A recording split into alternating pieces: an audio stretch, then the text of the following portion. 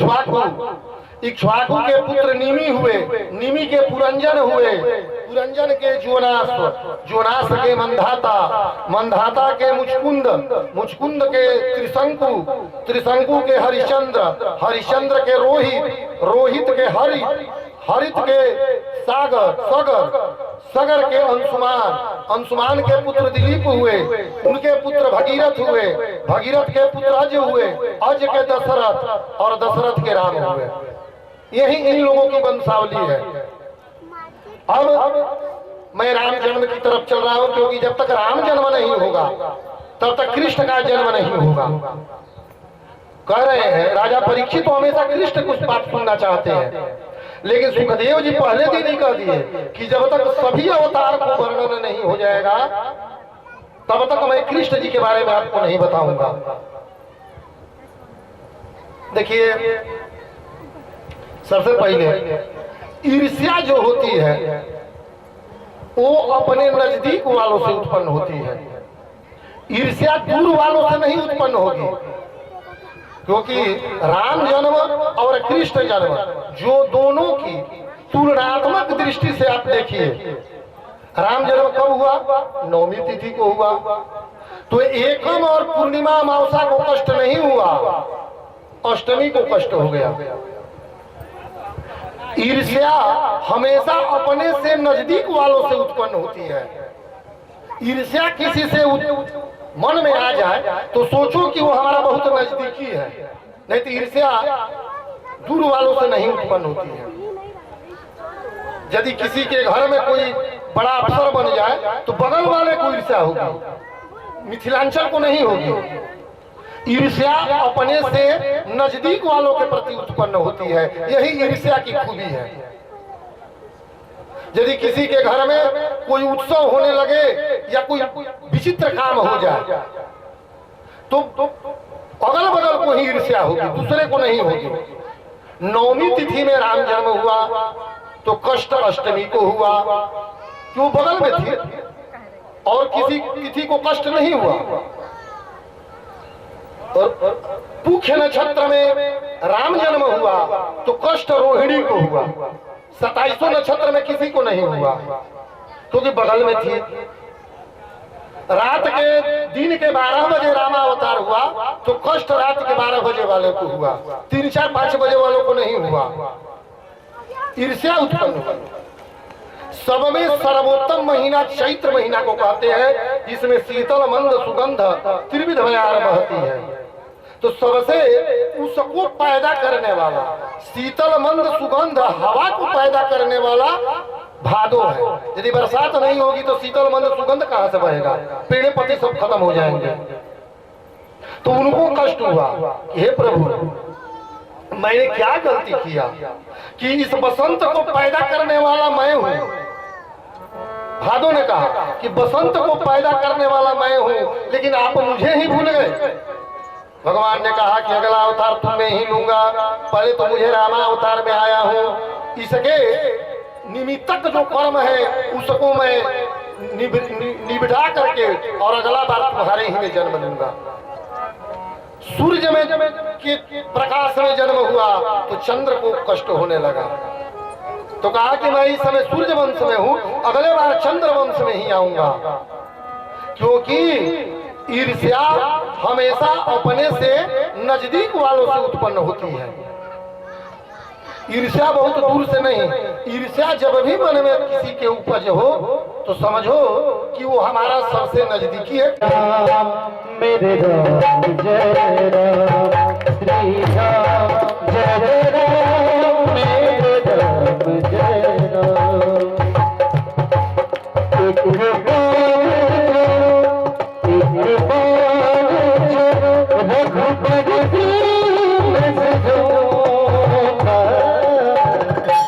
सारा हो जाए, श्री राम जय राम, मेरे राम जय राम। रघुबर की इशारा हो जाए, तेरे लगन में हो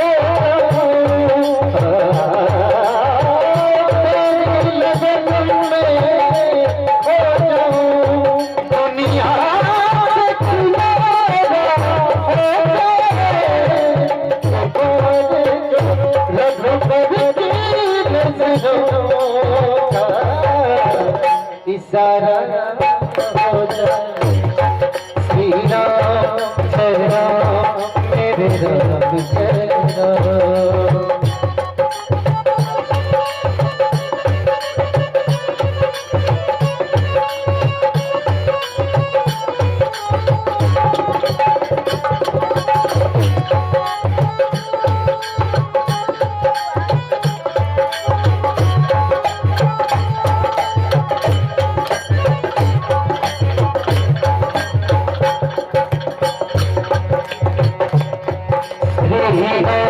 तुम्हारे चरणों में आशीष सभी को।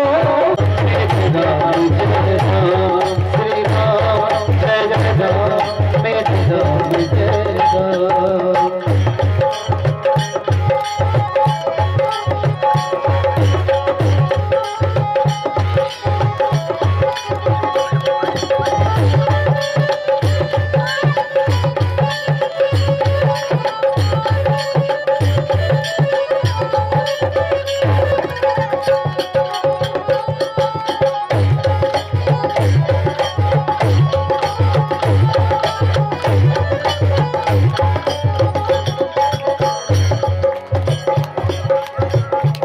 श्री राम तुम्हारा मंदिर है जहाँ भागीरथी गंगा बहती है।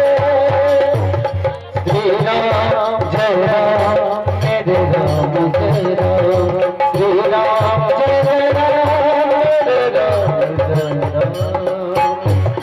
श्री राम तुम्हारा मंदिर है जहाँ भागीरथी गंगा बहती है। सब लोग यहाँ करते हैं भगवान सभी का होता है। ये गुरु तुम्हारे है जगन में खोया दुनिया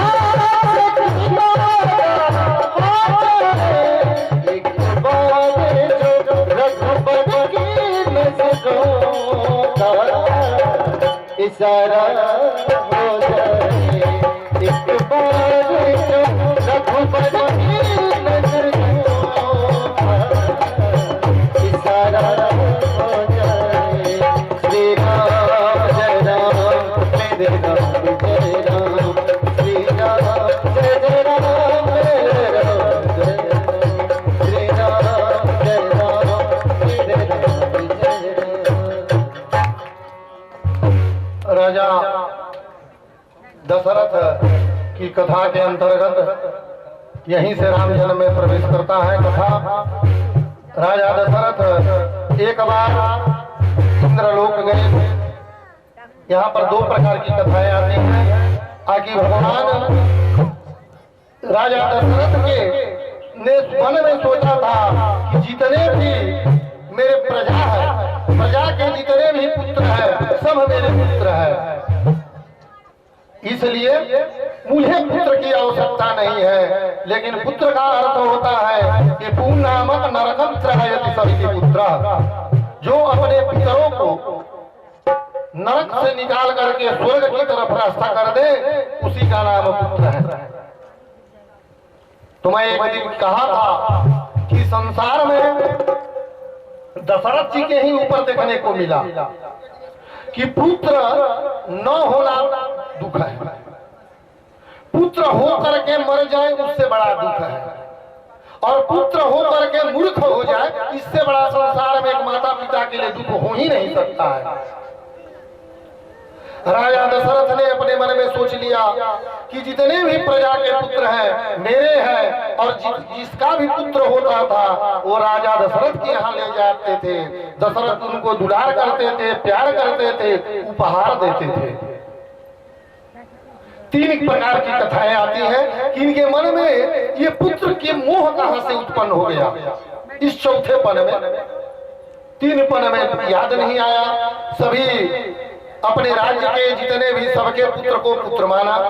तीन प्रकार की कथाएं यहाँ आती हैं। एक वो नियम बना दिए थे कि किसी को यदि कोई पुत्र होगा तो सबसे पहले मेरे गोद में देगा। राज के सिपाही गए, किसी को पुत्र हुआ था, उन्होंने कहा कि अपना पुत्र दो, राजा जी को गोद में देना है। उन्होंने कहा कि मैं नहीं दूंगी। सिपाही ने कहा कि अरे ये नियम है, राज का नियम है, तो उनको खुद का संतान नहीं है, मैं उनको अपना पुत्र क्यों दूं? तो कानून है, तो कानून हमको राज्य से निष्कासित कर देगा, लेकिन मैं उनको अपना पुत्र नहीं दूंगी, भले मुझे राज्य से वो निकाल दे। यही बात आकर के वो सिपाही कहता है राजा जी। दूसरी कथा यहाँ पर आती है, कोई कहता है कि इंद्र के दरबार में गए और चल गए। फिर याद पड़ा कि इंद्र से ये बात कहना है, तो देखे कि जिस आसन पर मैं बैठा हूँ उस आसन को धोया जा रहा है। तो पूछा कि ये क्यों? तो आपको संतान नहीं है, इसलिए ये आसन अपवित्र हो गया है, इसको पवित्र किया जा रहा है। उस समय इनके मन में बड़ी ग्लानि हुई कि ये मेरी अवस्था आ गई। मैं पूरे राज्य के पुत्र को अपना पुत्र समझता था, लेकिन मेरी ये अवस्था हो गई, यानी मेरा आसन धोया जा रहा है। एक राज्य की नीच जाति की औरत ने कह दिया कि मैं इनको पुत्र नहीं दूंगी, अपमानित हो गई। तो सबसे पहले जब कष्ट आया तो राजा दशरथ अपने गुरु वशिष्ठ जी के पास जाते हैं और जा करके हाथ जोड़ करके कहते हैं कि महाराज मुझे पुत्र चाहिए, मैं निसंतान हूं, मुझे पुत्र चाहिए। वशिष्ठ जी उन्हीं के राज्य में रहते थे, लेकिन वो जानते थे कि मेरे जजमान को पुत्र नहीं है, लेकिन यदि आप उनसे नहीं कहिएगा तो वो नहीं बोलते थे। वशिष्ठ जी की यही खूबी थी। और तुलसी बाबा भी लिखे हैं कि गुरु गृह गयो तुरंत मही पाला। जाकर के राजा नंगे पांव गुरु जी के यहाँ जाते हैं, चरण लागी कर विनय विशाला, उनके पैरों में गिर गए और कहे कि महाराज मुझे पुत्र चाहिए। उन्होंने कहा कि ठीक है, तुम जाओ और एक यज्ञ की रचना करो। उस यज्ञ की रचना, जिस यज्ञ का नाम पुत्रेष्ठी यज्ञ है, उस पुत्रेष्ठी यज्ञ करो और उस यज्ञ को आचार्य श्रृंगी ऋषि को बनाओ। सीता शुक्ल पक्ष अभिजित हरि प्रीता राम सिया राम जय जय राम राम सिया राम जय राम। नाथ दिवसायति सीता न धामा, पावन काल लोक विश्राम राम सिया राम जय जय राम राम सिया राम जय राम। शीतल वंद सुरभि बहबाऊ, हर्षित सुरसार तन मन छाओ राम सिया राम जय जय राम राम सिया राम जय राम।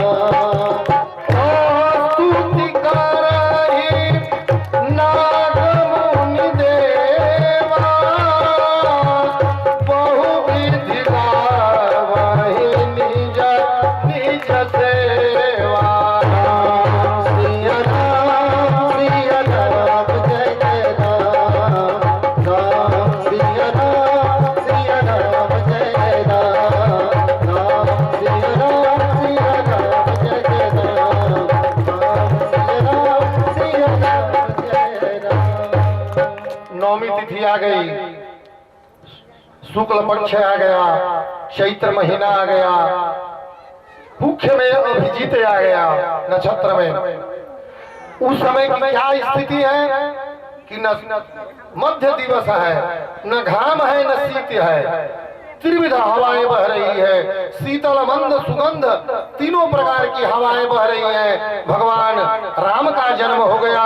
बोलिए रामचंद्र भगवान की जय। जब कौशल्या जी ने के सामने भगवान नारायण प्रकट हुए तो उनके हाथ में शंख चक्र गदा और पद्म था।